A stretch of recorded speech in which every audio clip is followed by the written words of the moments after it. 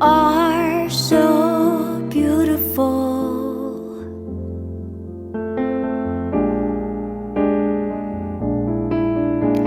To me, you are so beautiful.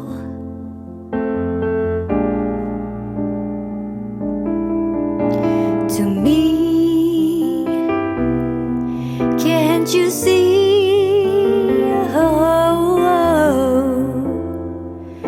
You're everything I hope for.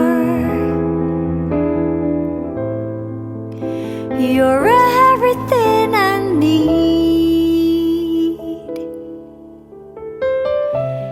You are so beautiful to me. You are so beautiful.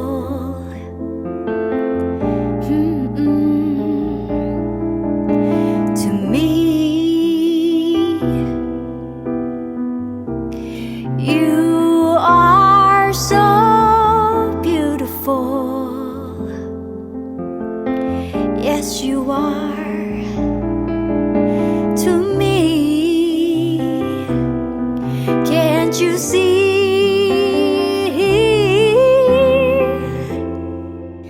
You're everything I hope for. You're everything I need.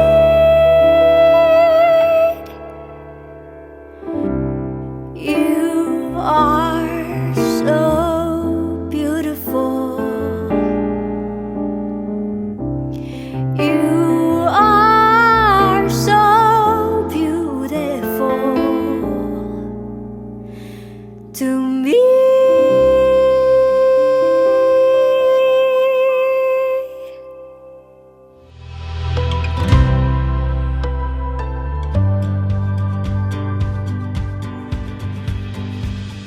I love Papa Boy because he always leaves me and hugs me. I love Papa Boy because I love him so much. Happy Father's Day, Papa Boy. We love you. Dadah. Dadah. Hai Papa, Kak Samudra sayang banget sama Papa. Thank you ya Papa udah jadi Papa yang terbaik buat kita. Tuhan lindungi Papa ya selalu ya. Happy Father's Day Papa. 1, 2, 3, go! I love him because he's a good guy. Because he's a superhero. You make me so really happy and laughing. I wish that he can play with me and he can happy and be happy. I love you. Oke, halo teman-teman semua, apa kabar? Ketemu lagi dengan kami di sini dengan saya Marcel dan saya Brian.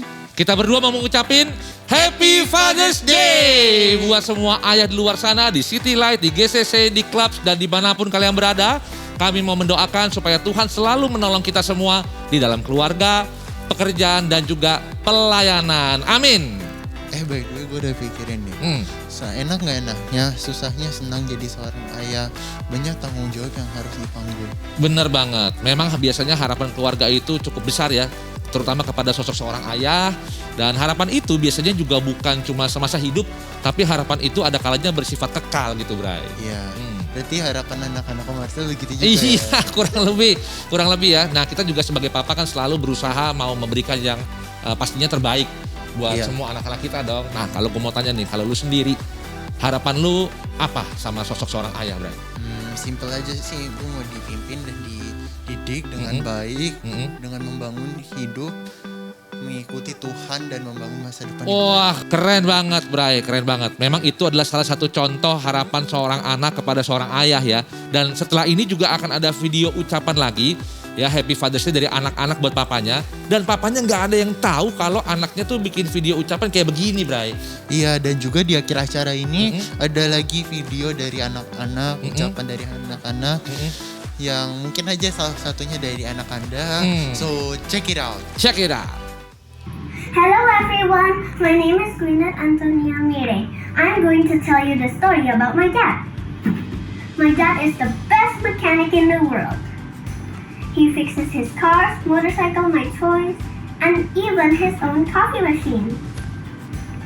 He makes delicious coffee and he makes the best food. He sometimes works overnight, so he feels tired and grumpy. But he took care of us and took us everywhere, from his workshop, his holidays, and the mall. Sometimes he teases us and makes funny jokes so we can laugh. Happy Father's Day, Daddy. Thank you for everything you've done for us. We love you so much and we wish for you to be the best dad in the world. Bye. Hai Papi, Happy Father's Day Papi. Leo sayang sama Papi karena Papi adalah seseorang yang bekerja keras, lucu dan dapat memotivasi Leo untuk terus belajar dan bersekolah. Leo hanya berharap bahwa Papi tetap menjadi Papi yang Leo sayang sekarang. Terima kasih Papi, bye Papi. Papi, thank you for loving us. Thank you for everything you did to make us happy. You're the best daddy in the world. I love you. Say, I love you. All the time. All the time. No matter what. No matter what. Happy Father's Day. Happy Father's Day. Thank you. Wah, keren banget ya, Bray. Iya. Itu tadi ucapan dan juga rasa kasih sayang yang tulus tuh dari anak-anak kepada papa-papanya. Dan gue juga jadi keinget sama bokap gue ya. Meskipun bokap gue tuh udah lama gak ada. Tapi gue ingat dia itu banyak menitipkan pesan dan juga ada pengajaran-pengajaran buat modal gue. Kayak salah satu yang gue ingat tuh dia bilang adalah jangan pernah ambil apa yang bukan jadi milik lu. Iya. Gitu. Jadi supaya kita saling menghargai apa yang jadi milik lu, apa yang jadi milik orang lain. Jangan ambil yang bukan jadi milik lu. Gitu. Iya. Dan selalu kita ingat bahwa setiap hari itu adalah kesempatan kita untuk bisa berbakti dan membalas budi orang tua. Jangan pernah tunggu nanti, karena kita nggak pernah tahu namanya kesempatan itu kapan akan ada, kapan akan nggak ada. Jadi selalu pakai kesempatan setiap hari untuk bisa berbuat baik kepada orang tua kita. Dan setelah ini kita akan menyaksikan video dari teman-teman kita dan saya yakin video-video ini nanti akan sangat menginspirasi untuk kita semua. Ya, dan setelah video tersebut, Sarah Mukti akan mengajak kita menyanyikan lagu bareng dengan judul Here I Bow. Sebagian dari lirik lagu ini mengingatkan kita betapa kuatnya tangan Tuhan memegang kita. Tuhan sangat peduli dengan kita. Iya, dan sermon kita hari ini akan dilayani oleh Bro Jason Budi Prasetya. Dan saya mau ajak kita semua untuk bisa nyanyi bareng-bareng dan juga bisa belajar bareng-bareng. So, enjoy and be blessed! Kata-kata tidak cukup untuk memberitahu Papa betapa Yosi mencintai Papa. Kekuatan cinta dan bimbingan Papa telah membuat Yosi bisa melalui semua masalah dan kesulitan hidup. Papa merupakan inspirasi Yosi. Yosi selalu berdoa agar Papa diberikan kesehatan dan kebahagiaan. I love you, Dad. Hai Pa, ini Chris. Happy Father's Day ya Pa. 41 tahun, Chris jadi anak Papa. Banyak hal yang telah kita lalui bersama. Hal-hal yang baik, kan? Maupun hal yang sedih dan menyakitkan. Papa bukan orang yang sempurna, tapi Chris sadar bahwa Papa seorang lelaki yang bisa berbuat salah, namun memiliki niat untuk menjadi pribadi yang lebih baik. Saat orang bilang, buah jatuh tidak jauh dari pohonnya, Chris bangga punya ayah seperti Papa. I love you, Pa. Thank you for raise me up. Papa saya adalah seseorang yang dalam keterbatasannya selalu berusaha memberikan yang terbaik untuk keluarganya. Kami sekeluarga dulu non-Kristen, tapi dulu ketika saya mulai mengenal Tuhan Yesus dan pergi ke gereja, Papa nggak pernah melarang, bahkan selalu mengantar ke gereja. Saya pernah tanya ke Papa, apa nggak apa-apa kalau saya jadinya ke gereja? Papa menjawab, nggak apa-apa, Yesus kan ngajarin hal-hal baik, jadi bagus-bagus aja kalau ke gereja. Saya kaget, tapi juga kagum dengan omongan Papa saya itu. Tahun 2016, Papa saya mengalami stroke pendarahan di otak dan harus operasi kepala karena mulai tidak sadar. Sesudah operasi dan sadar, Papa cerita kalau pas operasi dia ketemu Tuhan Yesus. Dan Tuhan Yesus pegang kepala Papa sambil bilang, "Jangan takut, semua akan baik-baik saja. Aku besertamu." Papa cerita sambil menangis. Dan saya langsung tanya, "Papa mau masuk gereja?" Papa jawab mau. Dan ketika kondisi Papa memungkinkan, saya mulai ajak Papa dan Mama ke TCL. Keluarga kami sangat merasakan kemurahan hati Tuhan dan penyertaannya selama ini dan juga melalui kebaikan-kebaikan teman-teman di TCL. Berkat Papa dan semua cobaan yang dia harus hadapi, keluarga saya belajar untuk selalu bersyukur walaupun di masa yang sulit. Dan juga saya selalu mengingat kata-kata Tuhan Yesus kepada Papa ketika operasi. "Jangan takut, aku besertamu." Saya ingin berterima kasih kepada tim pengembalaan dan teman-teman TCL yang sudah sangat welcome kepada orang tua saya, sehingga mereka nyaman dan senang sekali datang ke gereja, dan puji Tuhan mereka telah dibaptis dan menerima Tuhan Yesus sebagai juru selamat. Happy Father's Day untuk semua ayah yang hebat di luar sana, and God bless us all.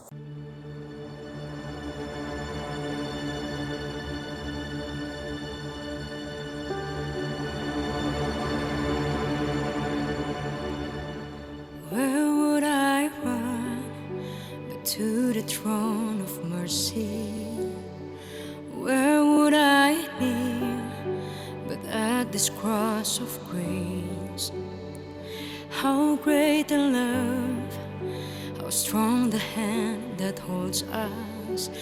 Beautiful, so beautiful. So here I bow to lift you high, Jesus, be glorified in all things. For all my life I am yours, forever yours. There is a king who bore the scars of healing. There is a son who came in grace and truth. How great the love that carries us to kindness. Wonderful, you're wonderful. So here I bow to lift you high, Jesus, be glorified in all things. For all my life I am yours, forever yours.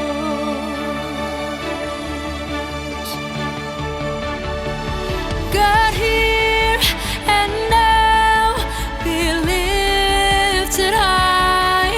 Right here and now, be glorified. God of heaven and earth, God who brought me back to life, I am yours, forever yours. God, here and now, be lifted high. Right here and now, be glorified. God of heaven and earth, God who brought me back to life, I am yours, forever yours. So here I bow to lift you high, Jesus,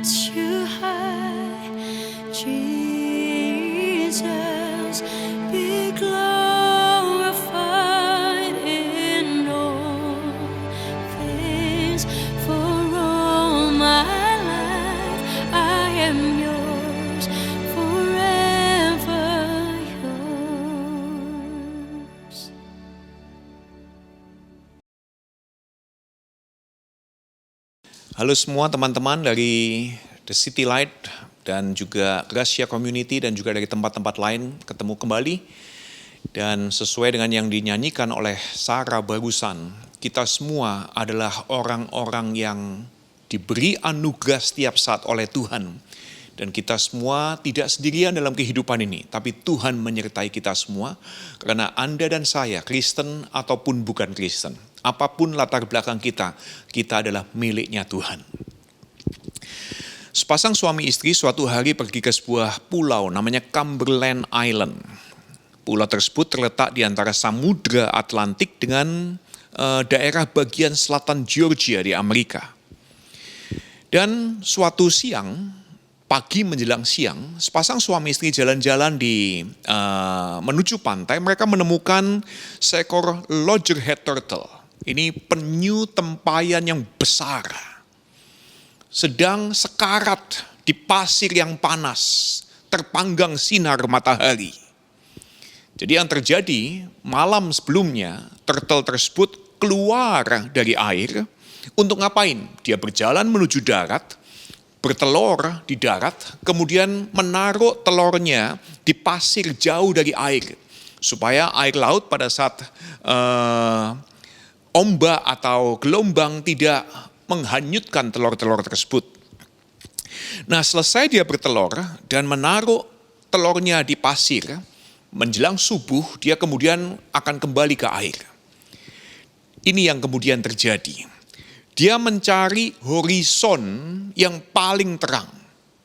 Dia mencari langit bercahaya matahari yang dipantulkan oleh air laut. Itu jadi petunjuk bagi si penyu bahwa itulah air. Dan dia akan mengikuti terang tersebut kembali ke dalam air laut. Tapi turtle ini salah lihat. Dia lihat lampu-lampu rumah yang terang di darat yang masih menyala di pagi subuh itu. Dan kemudian dia ikuti terang tersebut. Yang membuat dia makin menjauh dari pantai, dari laut. Dan kemudian pada saat matahari mulai meninggi, dia jauh dari air. Dia kepanasan di pasir di darat tersebut. Terang justru membuat dia tersesat dan celaka. Jadi terang ternyata nggak selalu baik. Di episode yang lalu kita belajar sama seperti gelap tidak selalu jelek, gelap nggak jelek-jelek amat, kebalikannya terang juga nggak baik-baik amat, terang nggak selalu baik. Itu tadi contoh dari dunia loggerhead turtle. Anda dan saya mungkin bisa lanjutkan pertanyaannya. Kalau gitu, apakah ada contoh nyata dari dunia nyata, dari sejarah manusia, sejarah kemanusiaan? Jerman di bawah kepemimpinan Adolf Hitler mengalami suasana situasi ekonomi negara yang begitu terang, begitu kaya, powerful, sukses dan menjanjikan. Mereka sangat rapi, mereka membangun segala hal dengan begitu luar biasa. Dan Adolf Hitler mengklaim di bawah kepemimpinannya, dia melindungi orang-orang Jerman untuk terus berjalan dan menikmati terang. Dia mengklaim dia melindungi orang-orang Jerman untuk tidak terpengaruh pengaruh gelap komunisme. Dia tulis di bukunya, di Mein Kampf, dia berkata seperti ini, I believe today that my conduct is in accordance with the will of the Almighty Creator. Saya ini yakin banget yang saya lakukan cocok dengan kehendak Tuhan. Dia bahkan kemudian membuat kekristenan di Jerman saat itu menjadi begitu positif. Positif Christianity. Tetapi dalam keadaan yang begitu terang, dia mulai tersesat. Jerman mulai tersesat. Karena apa? Mereka mengubah Alkitab supaya cocok dengan tujuan Nazi. Yesus Kristus di-rebrand jadi Aryan Jesus. Jadi bule dengan rambut blond dan mata biru. Makanya lukisan-lukisan Yesus yang Anda lihat sampai hari ini terpengaruh dengan Nazi. Yesus yang bule, yang matanya biru, yang rambutnya blond. Padahal aslinya Tuhan Yesus, kalau Anda membaca kesaksian para penulis Alkitab Perjanjian Baru, dia orang Timur Tengah. Dari Timur Tengah, Middle East man. Nah, begitu percaya dirinya Nazi bahwa mereka hidup dalam terang Tuhan, sampai di satu titik Yesus Kristus bahkan diganti dengan Hitler sendiri. Ada komunitas anak muda pemuja Hitler, namanya Hitler Youth.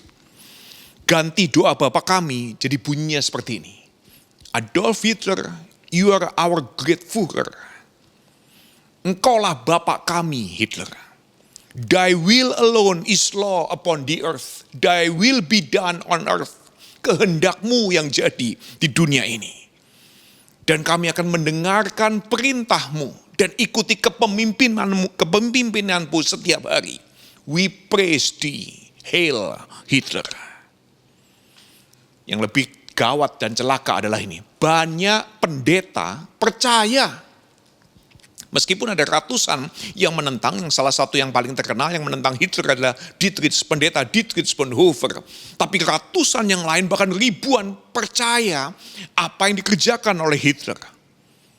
Terang justru menyesatkan dan mencelakakan Hitler dan kelompoknya saat itu. Jadi itu contoh dari dunia Loggerhead Turtle dan dari sejarah yang kita semua lihat tentang Nazi. Sekarang saya akan berikan sebuah contoh tentang seorang figur ayah yang ada dalam Hebrew Scripture. Dalam kitab sucinya orang Ibrani, kalau dalam kitab Alkitab orang Kristen dalam perjanjian lama. Ayah ini, karena kita memperingati hari ayah, kita akan belajar dari ayah ini apa yang terjadi. Ayah ini namanya Nuh. Dan Nuh adalah figur ayah yang paling menggoda dalam kitab suci orang Ibrani. Sampai penulis Kejadian menggambarkan Nuh seperti ini. Dalam Kejadian 6 ayat 9. Nuh adalah seorang yang benar dan tidak bercela. Bayangkan, benar tidak bercela di antara orang-orang sebangsanya. Dan Nuh hidup bergaul dengan Allah. Orang yang gak bercela itu kayak apa misalnya? Ya. Nah, kalau Anda memperhatikan komentar atau penulis-penulis perjanjian lama menceritakan tokoh-tokoh lainnya, kita tidak akan pernah menemukan komentar yang sama diberikan kepada Abraham, bapaknya orang beriman, diberikan kepada Ishak, Yakub, kepada Yusuf, kepada Musa.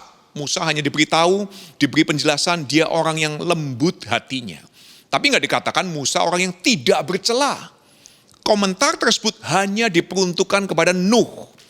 Jadi begitu luar biasa kehidupan Nuh diceritakan oleh penulis kitab Kejadian. Hidupnya begitu terang sepertinya. Tapi kemudian momen terakhir hidupnya yang direkam oleh penulis Kejadian begitu sesat.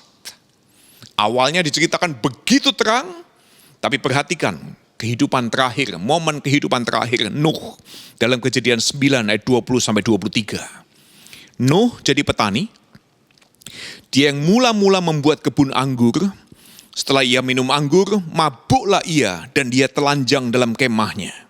Maka Ham, bapak Kanaan itu melihat aurat ayahnya, lalu menceritakan kepada kedua saudaranya di luar. Sesudah itu Sem dan Yafet mengambil sehelai kain dan membentangkan pada bahu mereka, lalu mereka berjalan mundur. Mereka menutupi aurat ayahnya sambil berpaling muka, sehingga mereka tidak melihat aurat ayahnya. Dua anaknya Sem dan Yafet begitu malu melihat ayah mereka. Satu-satunya figur ayah yang layak lolos dari bencana air bah. Tapi kok bisa? Pribadi yang begitu tidak bercela berakhir begitu rendah. Kok bisa pribadi yang berjalan dalam terang mengakhiri momen, diceritakan momen terakhir dalam hidupnya berjalan dalam kegelapan. Nah, untuk ngerti kita perlu membaca kisah air bah dengan lebih perhatian nih. Apa yang sedang terjadi? Nah, kalau Anda baca kisah sebelumnya, kisah tentang air bah dimulai dalam Kejadian 6 ayat 13 sampai 7 ayat 24. Dan kisah dimulai dengan cepat. Tuhan mengumumkan bahwa dunia akan binasa dan kemudian dia perintahkan untuk membangun bahtera dengan ukuran spesifik dan diikuti dengan instruksi detail tentang siapa saja yang boleh diajak masuk.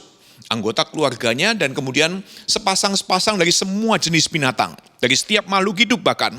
Serta membawa masuk menyediakan logistik, makanan dan segalanya. Kemudian hujan turun, bumi banjir, air bah terjadi. Hanya Nuh dan semua yang bersama dengan dia di Batra yang survive. Mereka lah survivors. Hujan kemudian berhenti, air bah kemudian kering, dan kita para pembaca langsung expect, langsung berharap dong.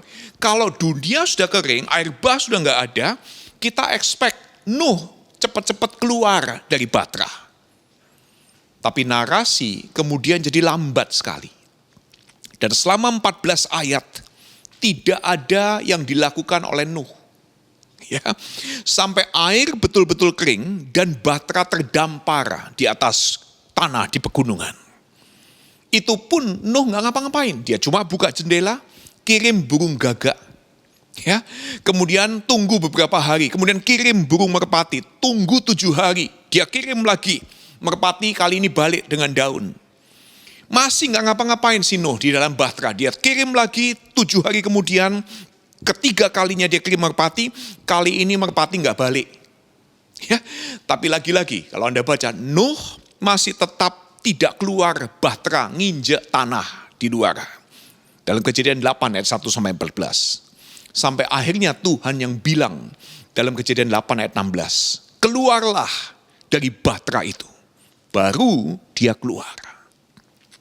Saya mau tanya kepada Anda semua ya, kalau Anda Nuh,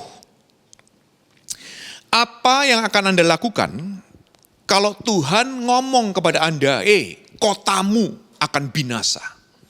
Negaramu Indonesia ini semua akan binasa. Apa yang akan Anda lakukan? Ya, kita aja nih ya, lihat berita Palu dilanda gempa, Alor dilanda gempa. Kita aja semua rame-rame tulis hashtag pray for Palu, pray for NTT. Kemudian hashtag lain lagi, save Palu, save Alor, dan sebagainya. Kita aja lihat sebuah daerah itu dilanda gempa, kita kepingin melakukan sesuatu. Ya, jadi kalau Anda jadi Nuh, apa yang Anda akan katakan kepada tetangga-tetangga, kepada teman-teman kita, di kota kita, pada saat pemerintah kasih pengumuman seperti ini, semua orang wajib diam di dalam rumah untuk menyelamatkan diri dari pandemi. Semua orang perhatikan rumahnya masing-masing, tinggal di dalam rumah, kerja dari rumah untuk menyelamatkan diri dari wabah. Kita aja ingat loh teman-teman kita.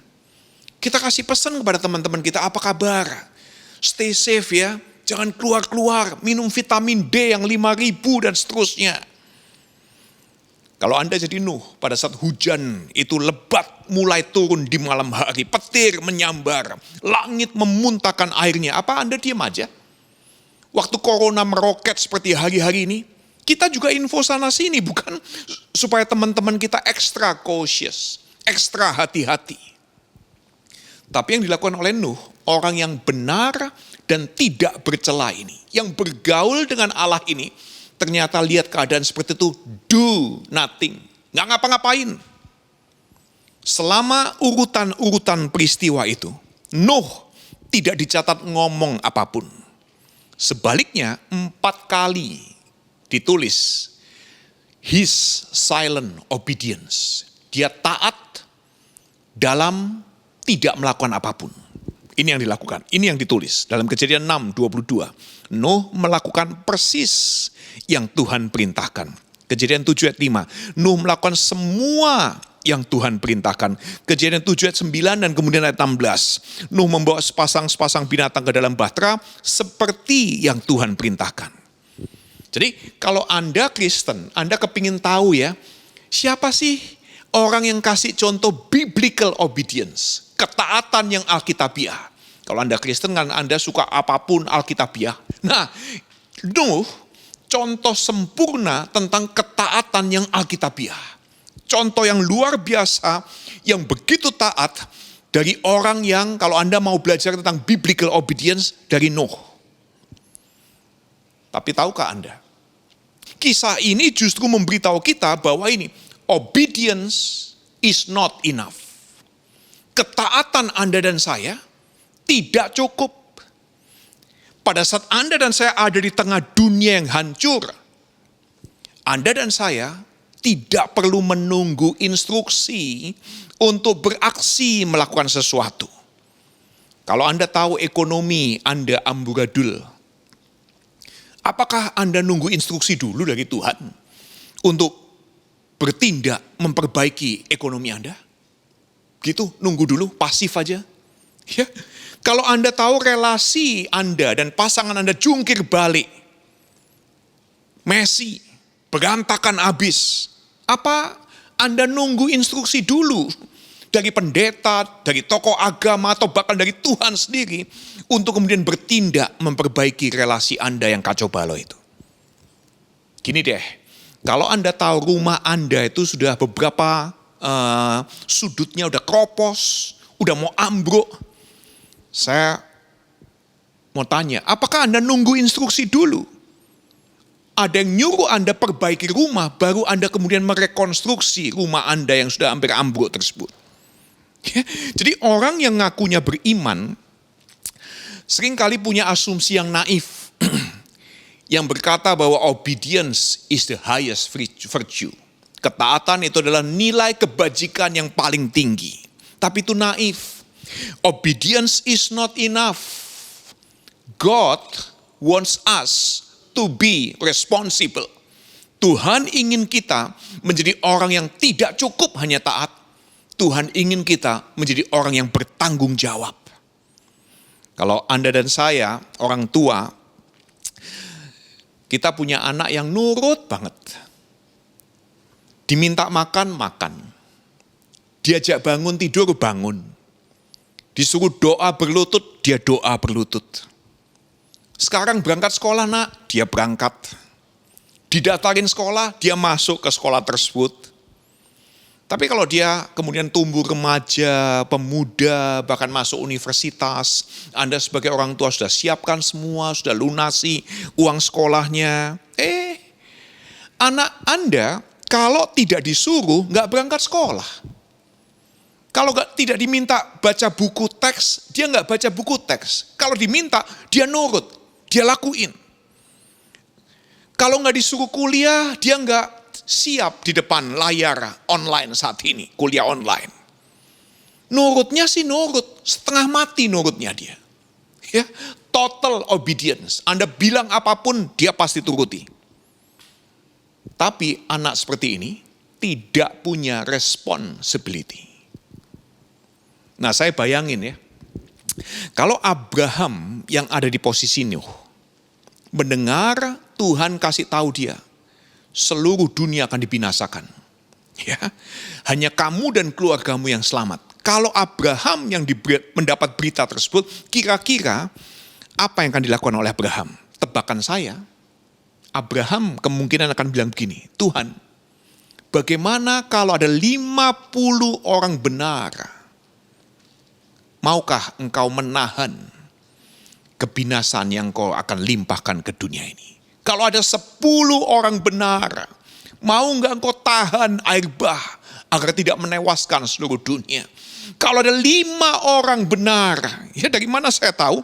Karena itu yang dilakukan oleh Abraham pada saat dia mendengar Sodom dan Gomora akan dibinasakan oleh Tuhan dalam Kejadian 18. Dia beraksi, dia tanya kepada Tuhan, Tuhan boleh enggak? Kalau ada 50 orang benar, 10 orang benar, bahkan 5 orang benar, tahan dong Tuhan. Memang kalau Anda membandingkan nanti ceritanya, Abraham gagal mengingatkan orang-orang tersebut. Dia mengingatkan, tapi dia gagal untuk mempengaruhi orang-orang tersebut. Bahkan istri keponakannya sendiri pun dia tidak berhasil untuk ingatkan. Tapi Abraham bargain, dia tawar Tuhan, supaya Tuhan tahan emosinya. Tapi Nuh diceritakan bahkan tidak coba sama sekali untuk menyelamatkan orang lain. Hidupnya memang benar. Hidupnya penuh dalam terang. tapi tersesat di dalam terang, dan kemudian mencelakakan dirinya sendiri. Bahkan nanti kalau Anda lihat, dia kutukin salah satu dari 3 anaknya sendiri. Jadi bangsa Kanaan, bangsa yang kemudian dipercaya menjadi musuh abadi, bangsa umat pilihan Israel. Nuh, sekali lagi, memang taat menyelamatkan dirinya sendiri dan keluarganya. Dan dia berakhir mabuk, kusut, bikin malu anak-anaknya, bahkan kutukin salah satu anaknya. Jadi Anda dan saya perlu tahu nih, ketika Anda dan saya menyelamatkan diri sendiri dan tidak melakukan apapun untuk menyelamatkan orang lain, Anda dan saya bahkan tidak menyelamatkan diri sendiri. Bottom line, poin saya hari ini adalah ini, responsibility is more important than blind obedience. Tanggung jawab itu jauh lebih penting daripada ketaatan buta. Tanggung jawab sebagai orang tua untuk memperkenalkan anak kepada Tuhan lebih penting daripada kegiatan Anda ibadah di rumah ibadah. Tanggung jawab Anda sebagai sesama untuk ikut menciptakan keamanan, kesehatan nasional, kesehatan kota aja deh, atau kesehatan kampung, atau RW, atau RT, itu lebih penting daripada ketaatan Anda melakukan ritual agama di gedung gereja. Kita haus nih untuk ibadah di rumah ibadah, itu taat. Tapi tanggung jawab Anda menghadirkan kepastian penyakit tidak menular, virus tidak menular, itu lebih penting daripada ketaatan Anda yang blind, yang buta itu untuk ada dalam rumah ibadah. Karena apa? Tuhan Yesus yang kasih tahu saya dan kita semua. Kalau engkau cinta Tuhan, engkau cinta sesamamu. Ya. Jadi tanggung jawab Anda dan saya sebagai rekan bisnis yang sama-sama menguntungkan rekannya. Tanggung jawab sebagai pelaku bisnis yang tidak merugikan rekan, yang menguntungkan pelanggan, itu lebih penting daripada ketaatan Anda hafal ayat kitab suci. Daripada ketaatan Anda suka ngotbahin teman-teman Anda. Tanggung jawab Anda dan saya membangun ekonomi keluarga yang berantakan karena dihajar pandemi. Jauh lebih penting daripada ketaatan Anda doa semalam suntuk nungguin Tuhan berbicara kepada Anda. Anda yang punya hutang, tanggung jawab Anda nyicil hutang jauh lebih penting daripada nyanyi penyembahan. Cari lagu-lagu Kristen untuk menyembah dan mengalami hadirat Tuhan, kata Anda. Taat sih taat, tapi Anda tidak bertanggung jawab. Blind obedience. Kita semua anak Tuhan, apapun agama kita. Sebagai anak, kita memang perlu taat kepada Tuhan. Tapi ingat, kita semua juga gambarnya Tuhan. Sebagai gambar dan rupa Tuhan, kita semua juga punya responsibility mewakili Tuhan di dunia ini. Jadi, untuk bertanggung jawab sebagai gambar dan rupa Tuhan, saya usulkan 2 latihan, 2 praktis. Latihan yang pertama adalah ini. Kita sama-sama yuk latih keseimbangan yang dinamis. Practice dynamic balance. Keseimbangan yang dinamis. Nah, kalau kita orang yang taat, biasanya kita punya gambaran balance itu seperti ini.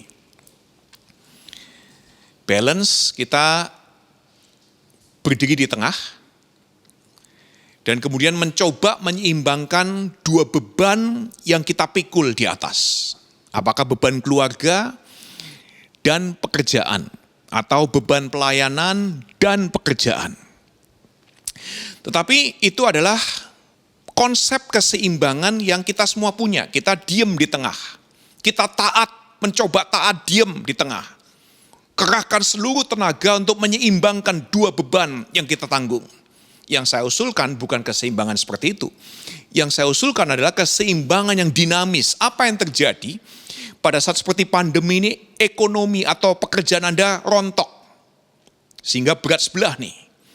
Nah, yang Anda perlu kerjakan adalah Anda sekarang minta izin sama keluarga Anda dan berkata, kita kan baik-baik nih ya, say. Nah, kita kan papa sama kamu kan lagi relasinya baik nih. Papa minta izin ya. Saya minta izin ya pada istri kita. Minta izin, kita mau minta 2 minggu untuk beresin urusan perusahaan kerjaan kita. Jadi kita lari, sibuk, bertanggung jawab, ngurusin pekerjaan kita. Nah nanti kita beresin kerjaan, ternyata keluarga kita yang ambruk nih. Anak kita berontak, emosi pasangan kita mudi, gak menentu, dia galau, dia panik, gelisah dan sebagainya, kepingin bunuh diri. Saat itulah Anda ngomong kepada rekan-rekan bisnis Anda. Bisnis kita sekarang lagi oke nih, tapi keluarga saya lagi susah. Saya minta izin dan minta support kalian ya. 2 minggu ke depan, saya ngurusin bisnis dari jauh karena saya mau dampingi anak dan pasangan saya. Nah Anda lari sekarang, Anda sibuk bertanggung jawab ngurusin keluarga Anda. Nah keseimbangan dinamis adalah ini. Anda sibuk bertanggung jawab lari ke kanan kiri ini. Lari ke sana kemari itu adalah dynamic balance. Itu yang kita perlu latih.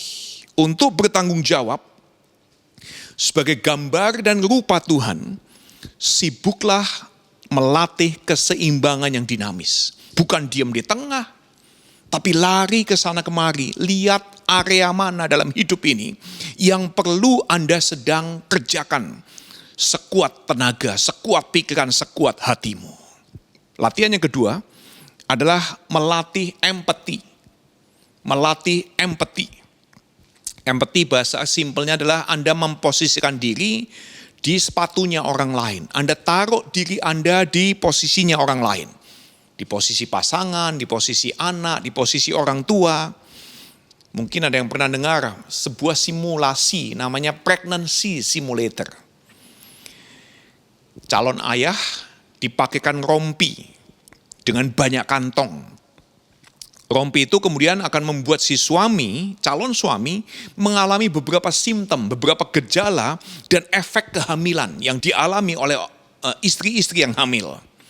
Termasuk misalnya meningkatnya berat yang diangkat, tendangan janin, dan juga nafas yang sesak dan berbagai macam gejala yang lainnya. Dan ternyata calon-calon suami yang menjalani pregnancy simulator mengalami efek yang luar biasa. Mereka kemudian menunjukkan kesabaran dan understanding yang lebih besar pada istrinya yang hamil. Nah, bagi Anda suami-suami yang kepingin ngerti, berempati terhadap keadaan istri yang sedang hamil, Anda bisa login ke website www.empathybelly.org. Kalau perlu Anda beli itu. Ya, rompi atau sabuk ikat pinggang kehamilan tersebut supaya Anda melatih empati terhadap istri kita yang hamil. Jadi kalau Anda ayah, latih empati, taruh posisi Anda di posisi anak, rasain yang anak Anda rasain, ketakutannya, kekhawatirannya, dan lakukan tanggung jawab Anda sebagai ayah yang memimpin anak Anda ikut Kristus. Kalau Anda istri, rasain yang suami Anda rasain. Dia harus bangun pagi kerja, bertanggung jawab untuk masa depan keluarga. Rasain dong yang dirasain suami. Dan kemudian be responsible. Bertanggung jawablah sebagai teman pewaris kasih karunia Tuhan. Jadi kalau Anda dan suami, para istri nih saya ngomong kepada para istri. Kalau Anda dan suami dipercaya warisan kerajaan surga. Apa tanggung jawab Anda? Anda diam aja? Nunggu sampai harta warisan itu habis? Atau Anda nunggu perintah Tuhan? Ya, Anda pasif, nunggu perintah Tuhan deh, nanti Tuhan suruh saya apa? Saya banyak doa aja dulu. Atau kalau Anda sadar Anda teman pewaris kasih karunia, teman pewaris harta kerajaan surga, Anda justru bertanggung jawab mengelola sebagai orang yang dipercaya. Jadi latih empati, karena empati is the fastest way to create responsibility dalam relasi antara kita dengan orang lain. Khusus bagi Anda yang Kristen. Kalau Anda Kristen, perkenalkan Kristus kepada teman-teman non-gereja kita. Itu tanggung jawab kita. Tanggung jawab orang Kristen memperkenalkan Yesus Kristus kepada teman-teman non-gereja. Orang non-gereja tidak mencari kekristenan. Orang bukan Kristen tidak ke gereja cari kekristenan dengan segala kebesarannya. Nggak ada orang yang bukan Kristen ke gereja mau tanya gini, saya kepingin tahu tradisi hebat Kristen. Saya kepingin kenal tokoh-tokoh bapak-bapak gereja yang top-top itu. Nggak ada orang non-Kristen yang ke gereja cari kekristenan.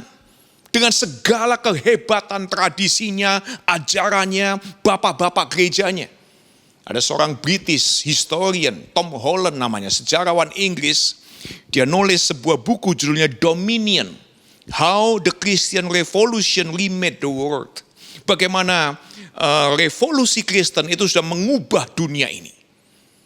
Nah, Anda dan saya yang Kristen nggak perlu berfungsi seperti Tom Holland. Kalau cuma mau kasih tahu kehebatan kekristenan, Tom Holland yang bukan Kristen sudah kasih tahu kita semua. Anda yang Kristen, tanggung jawab kita perkenalkan Kristus kepada teman-teman non-gereja. Orang tidak ke gereja untuk mencari kekristenan, orang ke gereja cari Kristus. Tanggung jawab Anda dan saya yang Kristen memperkenalkan Kristus kepada teman-teman kita yang non-Kristen. Jadi, apa yang kita bisa kerjakan kalau Anda mau memperkenalkan Kristus dan bukan kekristenan? Kenali dong dan hormati teman-teman non-Kristen kita dan apa yang mereka percayai. Jadi, bagaimana Anda mau memperkenalkan Kristus kalau Anda sendiri tidak kenal mereka? Anda tidak hormati yang mereka yakini loh. Anda hina-hina lagi agama mereka. Bagaimana Anda mau memperkenalkan Kristus? Teman non-Kristen, salah seorang teman non-Kristen saya tanya kepada saya beberapa waktu yang lalu. Dan dia berkata seperti ini. Gue tahu loh ajaran Kristen. Gue tahu lu yang Kristen. Gue tahu gereja yang lu pimpin tuh. Gue non-Kristen, tapi gue tahu lu yang Kristen. Terus dia tanya balik begini. Apa lu tahu gue? Lu tahu nggak agama gue? Lu tahu nggak rumah ibadah gue? Lu tahu nggak ajaran agama yang gue percayai? Ya, jadi itu pertanyaan yang pedes banget tuh. Nusuk banget buat saya. Dia bilang gue tahu lu tahu gue nggak? Ada seorang penulis yang berkata seperti ini, bagus banget dia ngomong. Orang Kristen suka pakai seluruh hidupnya menghindari orang-orang yang Tuhan Yesus Kristus pakai seluruh hidupnya mendatangi mereka. Satu pegangan terakhir, supaya kita tidak lupa diri dalam terang ketaatan adalah ini. Jangan ganti apa yang hanya Anda bisa lakukan dengan yang semua orang lain bisa lakukan. Jangan ganti tanggung jawab yang hanya Anda bisa lakukan dengan yang semua orang lain bisa lakukan. Ada seorang ayah umur 80 tahun, dia duduk di sebuah sofa di samping jendela rumahnya. Saat itu dia ditemenin anaknya, laki, namanya Anton. Seorang PhD dalam matematika yang usianya 42 tahun hari itu. Nah, lagi duduk-duduk di samping jendela, ada burung gereja hinggap di samping jendela bersiul. Papanya yang mulai kehilangan penglihatan, dengar juga samar-samar, kemudian dengar tanya, apa itu ya? Anaknya Anton jawab, burung gereja Pak. 3 menit kemudian, papanya tanya lagi, apa itu ya? Anton jawab, burung gereja Pak. Tadi aku udah kasih tahu itu burung gereja. 7 menit kemudian, papanya tanya lagi, apa itu ya? Mulai rada jengkel, Anton jawab, burung gereja Pak. Burung gereja itu, udah tak kasih tahu tadi. Ya. Beberapa menit kemudian papanya tanya lagi, keempat kalinya, apa itu ya? Kali ini Anton mulai teriak jengkel, burung gereja Pak. Aku sudah kasih tahu 4 kali, masa gak ngerti-ngerti sih? Malamnya, pada saat papanya sudah tidur, Anton ada di kamar papanya, iseng-iseng si Anton buka laci di samping meja kecil, di samping tempat tidur papanya. Dia nemu diari, buku harian papanya. Dia buka, dia lihat tulisan papanya sejak yang menceritakan momen-momen sejak Anton dia lahir dari kecil. Salah satu halaman yang dibaca oleh Anton, dia lihat papanya nulis seperti ini. Hari ini Anton, anak lakiku, usia 3 tahun, duduk di sofa samping jendela rumah. Ada burung gereja hinggap di jendela. Anton tanya 23 kali, apa itu? Dan aku jawab, itu burung gereja, nak, 23 kali. Aku rangkul dia dengan penuh cinta setiap kali dia tanya pertanyaan yang sama. Lagi dan lagi sampai 23 kali. Aku gak merasa jengkel. Aku merasa sangat cinta Anton anakku yang polos ini. Si papa tahu responsibility-nya. Yang hanya dia bisa lakukan bagi anaknya. Dia tidak ganti tanggung jawabnya supaya supir yang lakuin, satpam yang lakuin, orang lain yang lakuin. Dia tidak ganti tanggung jawab yang hanya dia bisa lakukan bagi anaknya. Sementara anaknya yang PhD memang pinter, sehat, hidupnya so bright, berjalan di dalam terang, tapi lupa responsibility-nya bahwa hanya dia yang bisa dampingi papanya di usia yang lanjut. Jadi minggu ini sebagai gambarnya Tuhan. Minggu ini sebagai gambar dan rupa Allah, be responsible. Bukan cuma pamer ketaatan. Happy Father's Day. Mari kita berdoa bersama. Terima kasih untuk momen seperti ini. Tuhan tolong kami semua supaya kami menjadi orang yang tahu tanggung jawab kami di keluarga, di pekerjaan, di pelayanan, di masyarakat, di pertemanan. Kami menyadari bahwa semua yang Tuhan percayakan kepada kami adalah tanggung jawab. Kalau kami punya pekerjaan, kami bertanggung jawab untuk apa yang Tuhan percayakan. Kami punya teman-teman, friendship is responsibility. Kami bertanggung jawab untuk merespon, untuk mendengar cerita keluh kesah teman kami. Kami perlu memberikan dukungan bagi teman-teman kami. Itu tanggung jawab kami. Di situasi negara, bahkan dunia yang masih belum selesai sampai hari ini dengan pandemi. Kami juga punya tanggung jawab sebagai pengikut Kristus, sebagai orang-orang yang adalah gambarnya Tuhan. Kami adalah orang yang bertanggung jawab ikut menciptakan rasa aman dan memastikan kesehatan dialami semua orang. Mementingkan kepentingan umum di atas kepentingan pribadi.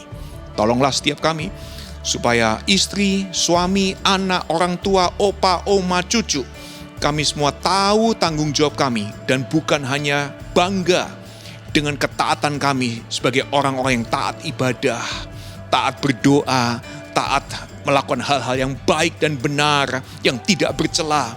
Tapi kami lupa akan tanggung jawab kami semua. Tuhan memberkati semua persembahan yang diberikan dan semua teman-teman yang sudah join. Kiranya berkat dari anugerah dari Allah Bapa, dari Tuhan Yesus Kristus, dari Roh Kudus menyertai kami semua dan menuntun langkah kehidupan kami semua untuk terus bertanggung jawab dimanapun kami berada. Sampai suatu hari kami harus bertemu dengan Tuhan. Di dalam nama Tuhan Yesus kami sudah berdoa. Amin. Tuhan berkati kita semua, ketemu lagi di episode berikutnya.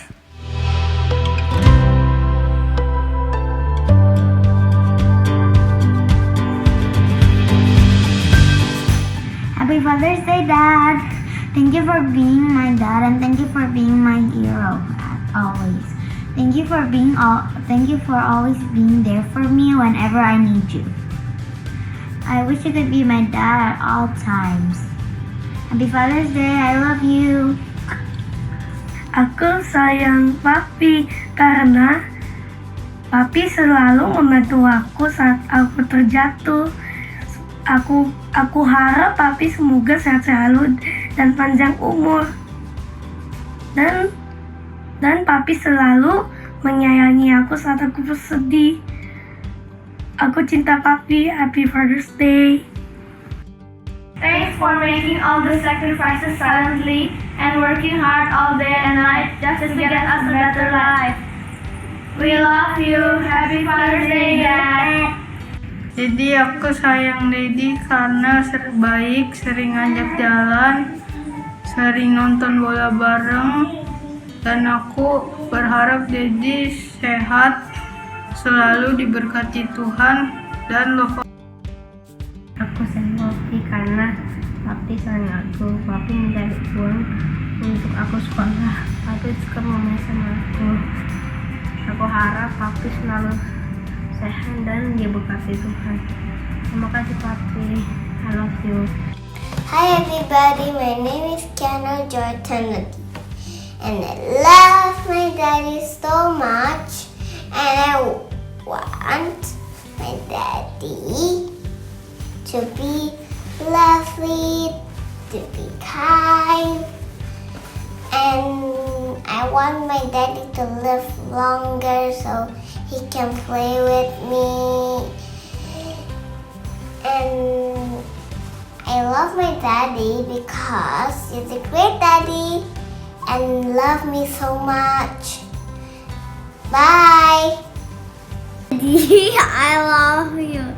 Thank you for the last time Kitty Ball first robot that was over the front. I hope you stay healthy and happy too. And please make questions soon.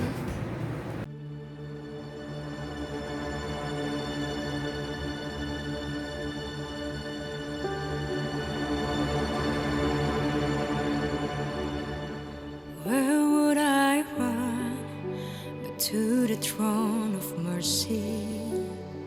Where would I kneel but at this cross of grace? How great the love, how strong the hand that holds us. Beautiful, so beautiful. So here I bow to lift you high, Jesus, be glorified in all things. For all my life I am yours, forever yours. There is a king who bore the scars of healing. There is a son who came in grace and truth. How great the love that carries us to kindness. Wonderful, you're wonderful.